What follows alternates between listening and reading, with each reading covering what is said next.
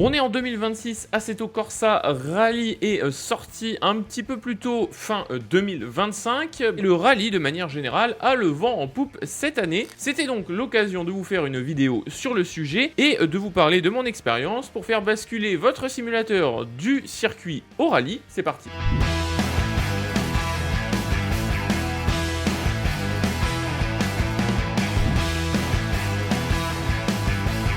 On va découper cette vidéo en 3 parties et on va démarrer tout de suite par le volant. Quand je dis le volant, c'est vraiment la roue et ce que vous avez entre les mains. Alors, à l'habituel, donc je suis sur le GTDD Pro de Fanatec sur cet install-là, qu'on a poussé sur pas mal de simus depuis un certain temps, donc base 8 Nm. On avait la roue du GTDD Pro, donc la roue Gran Turismo. La roue Gran Turismo est aussi une roue quasiment circulaire. Vous avez juste le bas de la roue qui est un petit peu raboté, mais c'est une petite roue, une roue 28 cm, et c'est vrai que pour faire du rallye, passer sur quelque chose de plus grand et avoir un upgrade à ce sujet-là, ça peut s'avérer assez pratique. Alors dans mon cas, j'ai reçu de la part de Fanatec leur hub qui est littéralement la réplique et le hub qu'ils utilisent chez M-Sport pour la Ford Puma, donc qui était utilisé à l'époque par Adrien Fourmeau et Sébastien Loeb. Donc je suis passé d'un diamètre 28 cm à 33 cm, et ces 5 cm supplémentaires font la différence, notamment au niveau de la situation de vos épaules. C'est plus ouvert, c'est plus large et c'est plus sympa tout simplement en termes de mouvement. Je sais pas, les épaules qui sont resserrées, donc au niveau des coudes, vous êtes un petit peu plus resserré aussi si j'avais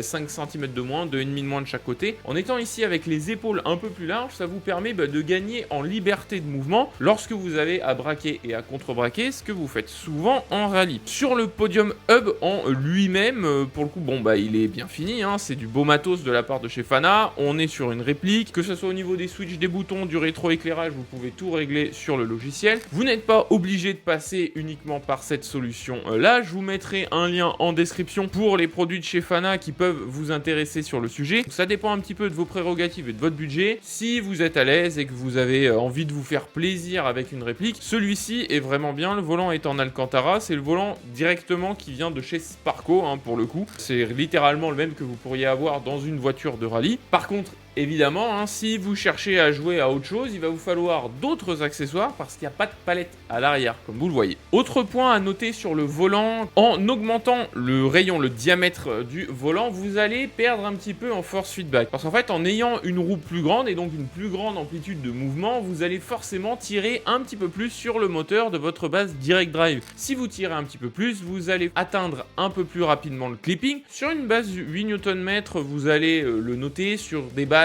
qui commence à être aux alentours des 12 Nm pour l'avoir testé sur plein de configurations et plein de volants différents. Si vous avez une bonne plage d'utilisation de votre volant, vous allez relativement peu le sentir, mais par rapport à une plus petite roue, aussi plus légère, puisque la roue du GTDD Pro c'est majoritairement des matières en plastique. Là il y a quand même le poids aussi du hub que l'on a rajouté, donc vous allez un petit peu perdre en termes de puissance. Est-ce que c'est un problème sur le 8 Nm que j'ai là? Je trouve pas foncièrement. J'ai pas un force feedback personnellement qui arrache les bras, comme ça peut être le cas chez certains. Je trouve que ça n'a pas grande utilité. Le but c'est de pouvoir rentrer dans les détails. Si vous êtes débutant, ne soyez pas surpris si vous passez d'un plus petit à un plus grand diamètre, et si vous rajoutez en plus un petit peu de poids sur la roue, forcément vous allez perdre un petit peu en détail ou avoir un ressenti un petit peu différent en termes de force feedback. C'est normal, prenez le temps dans vos presets de régler ça pour justement retrouver la plage et l'utilisation des détails que vous aviez avant dans votre force feedback. En parlant de force feedback, deux liens utiles. Le premier, nous rejoindre sur Discord. Je vous partage, si vous avez la même base que moi, l'ensemble de mes réglages. Ça va arriver bientôt. On est en train de conclure justement les tests sur ce sujet, que ce soit sur iRacing, sur Assetto Corsa Rally et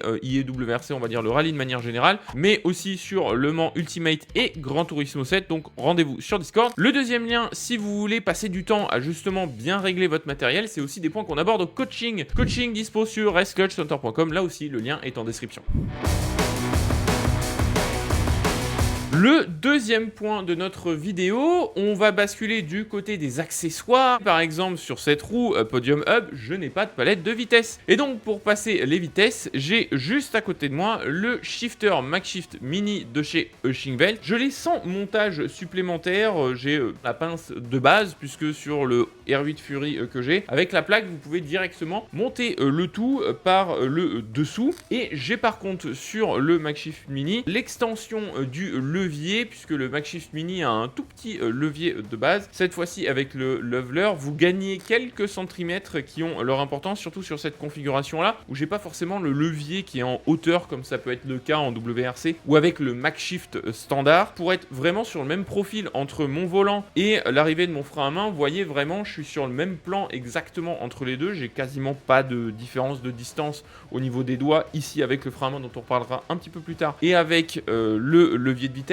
Sur ce shifter là, il y a un certain nombre de fonctionnalités qui sont assez utiles puisqu'il vous permet pas uniquement en termes de programmation de juste passer la vitesse, c'est-à-dire de pousser ou de tirer le levier pour monter une vitesse. On se retrouve donc sur le PC et sur le software de Ushingwelt, donc le Smart Control. Smart Control qui est le même logiciel d'ailleurs que vous ayez volant, shifter, frein à main ou pédalier, c'est le logiciel de chez Ushingwelt. Comme vous le voyez, c'est ultra épuré, il n'y a pas 15 000 boutons. Comme je vous le disais sur le shifter, en termes de fonction, je vais tirer le lever, donc c'est le leveler push ici, donc pour tirer littéralement une boîte de vitesse, donc qui est programmée en bouton 2. Vous voyez que là je l'ai d'activer. Si je le relâche, la fonction se met en place puisqu'on est sur le hold. Si on est juste sur le pulse, là je vais juste le tirer. Vous voyez, il vient de passer du vert au rouge, c'est-à-dire qu'il vient d'activer la vitesse. Ça finalement, je pense que vous pouvez peut-être retrouver ça sur d'autres shifters. J'en ai pas testé suffisamment pour le savoir, donc si jamais vous en avez d'autres, n'hésitez pas à partager dans les commentaires. Par contre, une des fonctionnalités assez différentes, c'est que vous avez des presets de configuration, et notamment celui-ci qui est le Doubling Your Outputs. Ça veut dire que vous pouvez avoir de multiples fonctions différentes selon le comportement que vous avez de votre shifter. Si je tire juste la vitesse ici, je vais tirer le rapport, mais par contre si je maintiens la vitesse un certain temps, par exemple 2 à 3 secondes, je vais pouvoir programmer une autre fonction à l'intérieur du shifter. Je trouve ça intéressant. Ça peut être notamment, c'est le cas du pré-programme Back on Track, où là vous allez bien potentiellement soit tirer, soit pousser longtemps votre levier, et vous allez soit pouvoir directement revenir au neutre, soit revenir en piste, soit activer une fonctionnalité pour, par exemple, tirer directement la marche arrière, dans l'idée de gagner un peu du temps dans votre simulation. Alors, c'est des petites gimmicks et des petites fonctionnalités cachées, mais pour le coup, ça peut s'avérer un petit peu pratique, selon les circonstances de course dans lesquelles vous vous retrouvez. Je crois que c'est relativement rare sur ce type de levier de trouver ce genre de fonctionnalités software complémentaires qui peuvent vous aider à l'agrément dans votre simulation. On va passer au pédalier. Sur le pédalier, il y a deux choses. Il y a évidemment la pédale d'embrayage où vous pouvez régler le point de patinage. Pourquoi est-ce qu'on en parle souvent en rallye d'ailleurs, tout comme le shifter, et que j'ai pas un volant à palette? C'est parce que ce soit sur les WRC modernes, que ce soit les Rallye 2 également ou les WRC historiques, c'est souvent cette méthode-là qui est utilisée, ou sur les WRC qui étaient un petit peu plus récentes, je pense, de mémoire année plutôt 2010, vous aviez juste une palette en push et pull qui pouvait être utilisée. C'est pas le choix que j'ai fait actuellement. De toute façon, sur un certain nombre d'accessoires par rapport au rallye, vous pouvez également aller chez The French Sim Racer qui nous a fourni le pédalier SimNet, qui sera en test d'ailleurs un petit peu plus tard sur la chaîne. Je reviens donc sur le pédalier et cette troisième pédale, la pédale d'embrayage, qui peut s'avérer être pratique si vous faites du rallye historique. Si vous faites du rallye, ne pas faire de l'historique, pour moi, c'est quand même manquer une bonne partie du sujet. Le rallye offre une variété de véhicules qui est, je pense, la plus diverse, toute discipline confondue. Avoir une troisième pédale, c'est quand même pratique, et c'est vrai que au niveau des réglages qui sont disponibles, avoir un bon pédalier et un bon embrayage pour simuler le point de patinage peut être intéressant. L'autre accessoire que vous voyez sur le pédalier, ce sont les petits moteurs haptiques qui sont dispo chez Simnet. C'est le cas aussi chez d'autres marques comme par exemple chez Simagic, chez Conspeed. Enfin, il y a pas mal de constructeurs maintenant qui se sont lancés dans l'haptique sur les pédaliers. En France, il y a P1 Sim par exemple qui les a directement intégrés aux branches du du pédalier. C'est intéressant parce que ça peut vous permettre d'avoir un ressenti supplémentaire qui est assez sympa en rallye, notamment au niveau de la glisse à l'accélération ou la glisse au freinage selon les différents types de surfaces sur lesquelles vous êtes, que vous soyez sur neige, glace, terre ou asphalte, vous allez avoir un ressenti supplémentaire. D'ailleurs, on est en train de les tester sur le Simnet aussi. On a deux types de moteurs, un M et un L, qui ont différentes fonctionnalités et qui ont différents ressentis. L'un a plutôt un ressenti puisque c'est finalement un peu comme sur le Fanatec V3, un petit moteur qui fait des rotations qui créent les vibrations. Là où l'autre, c'est plutôt un moteur pulse, c'est-à-dire qui vient créer un espèce de petit tapement à l'intérieur du pied. Et d'ailleurs, je vais très certainement inverser les deux pour avoir celui qui a la rotation sur l'accélérateur pour ressentir la dérive de la voiture et le potentiel tête à queue, et à l'inverse plutôt le tapement pour le frein. L'option pour le coup des moteurs à vibration est pas l'option essentielle, tout comme finalement la pédale d'embrayage si vous décidez de rouler sur des véhicules de rallye modernes, puisque lorsque vous avez le shifter, vous n'avez pas forcément l'utilisation de la pédale d'embrayage sur des véhicules modernes. Voilà pourquoi j'en parle en termes d'options. Nous, on a été en fonction de notre utilité et de ce que je fais en stream au plus pratique et au plus utile par rapport à mon souhait. Adaptez-le en fonction de vos véhicules, en fonction de votre budget aussi et de ce dont vous avez besoin. Maintenant, il faut que je vous parle de l'upgrade et que j'adresse l'éléphant dans la pièce, le frein à main. Avant même de changer de roue, d'intégrer un embrayage, des haptiques, le frein à main, vraiment, peu importe la simulation de rallye que vous utilisez, c'est l'upgrade le plus intéressant et le plus important. J'ai le frein à main Ushingwelt. Je précise tout de même que sur l'ensemble des produits que je présente, vous avez un lien en description. Certains sont des liens d'affiliation, certains sont pas. J'ai reçu de la part des marques le matériel gratuitement, mais n'est pas de collaboration commerciale derrière pour vous présenter les produits ou en faire un test en particulier. Donc je vous donne vraiment mon ressenti sans donner un avis comparatif par rapport à d'autres produits. Mais l'intérêt de m'orienter vers la marque et ce pourquoi je la recommande de manière régulière, c'est parce que j'ai été client moi-même Ushingwelt avant de créer cette chaîne YouTube pendant une dizaine d'années, que ce soit sur leur pédalier, et j'ai déjà testé le frein à main déjà dans sa première version. Et sur cette marque-là, l'intérêt principal pour moi, c'est parce que vous savez que ça va durer dans le temps. Typiquement, le frein à main, il va être increvable. Et en termes de SAV, de relation client,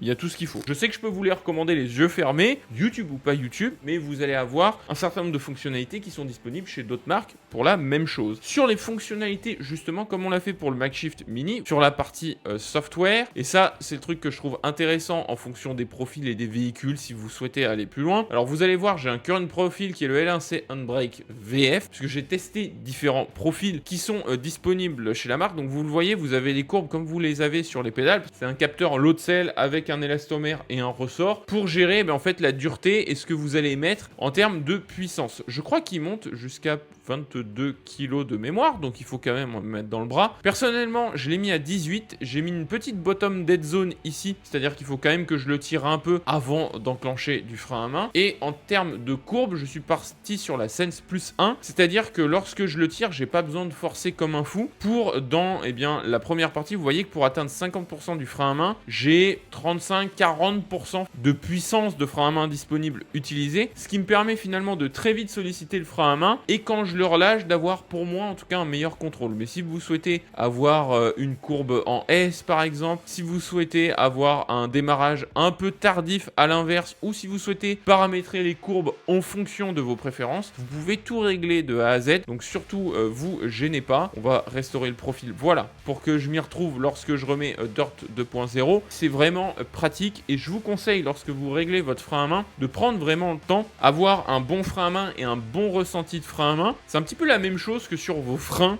classique, vous devez pouvoir comprendre et corréler l'action de votre frein à main avec votre force feedback. C'est tout simplement lorsque les roues et la voiture va se délester du train arrière, vous allez commencer à alléger la direction dans votre ressenti de force feedback et il y a autant d'allègement finalement que de force de frein à main et de point de pivot. Donc vous allez avoir cette force de contre-braquage qui va arriver lorsque vous allez enclencher le frein à main. En tout cas, votre cerveau, faut qu'il comprenne que en fonction du niveau de frein à main que vous mettez, vous allez avoir une certaine habileté au contre-braquage braquage ou un certain angle de braquage à mettre pour utiliser la pleine mobilité de votre voiture sur son train arrière. Parenthèse un petit peu technique refermée, et le frein à main pour moi, peu importe que ce soit un frein à main comme le Hushing Belt ou un frein à main à 100 € que vous allez trouver sur Amazon, il y a des liens là aussi dans la description si vous en cherchez en fonction de vos budgets. C'est vraiment pour moi l'accessoire essentiel en rallye pour, si vous êtes sur des surfaces plus glissantes, neige, terre, avoir beaucoup plus de contrôle et de sensibilité. Ça a complètement changé le gameplay plutôt que le bouton où vous avez un on-off, vous faites du 0-100%. Alors sur un Assetto Corsa Rally en plus où le frein à main est ultra sensible au possible, c'est une horreur voire inutilisable, donc vous vous retrouvez en galère sur certaines rotations. Avec ça, franchement, vous serez vraiment tranquille.